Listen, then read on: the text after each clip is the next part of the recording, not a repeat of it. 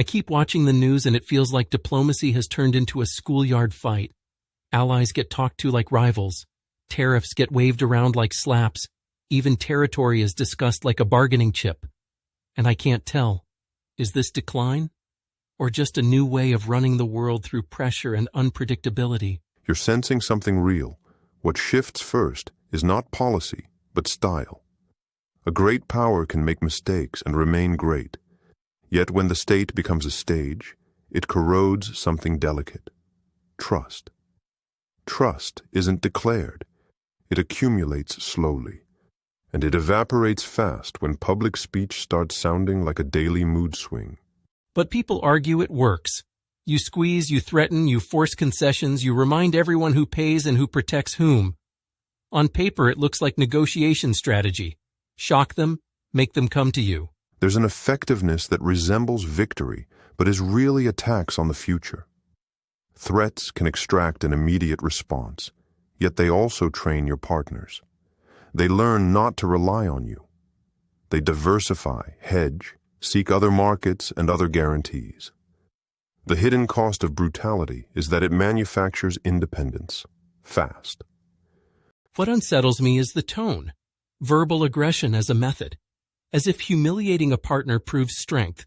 And at the same time, it feels like nervous power. Nervousness is political, not private fear, but an inability to endure contradiction without escalation. A democracy in decline becomes touchy. It confuses authority with volume. Foreign policy then becomes a way to solve internal tensions externally, exporting turmoil to manufacture unity. And alliances? If you treat a pact like a subscription, you can cancel any time. You make cancellation believable. That's when I think, maybe something irreversible is breaking. Exactly. An alliance isn't only a text, it's a moral habit. When you inject uncertainty into what was meant to be stable, you create a marketplace for security. States become clients, then competitors. And when they doubt the guarantor, they seek another. Or they learn to protect themselves. Either way, your centrality shrinks. And talking about territories as if it were a real estate deal, it shocks people, but it also signals everything can be bought, taken, traded. Is that geopolitical boldness or imperial vulgarity? It's a confusion between power and property. A nation is great not because it can covet, but because it can restrain itself. Restraint isn't weakness. It's proof of a power that doesn't need to perform.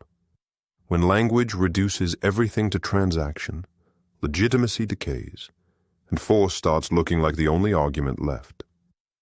So what's your diagnosis? Decline or reconfiguration? It feels like the world is rearranging itself, like partners are looking elsewhere to secure their interests. I don't know whether to panic or just accept it. Neither panic nor denial. Clarity. Decline isn't a dramatic collapse. It's a slow loss of credit. When speech becomes unstable, others learn to live without it.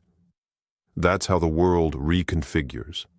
Not because an empire falls overnight, but because partners quietly stop believing it's indispensable.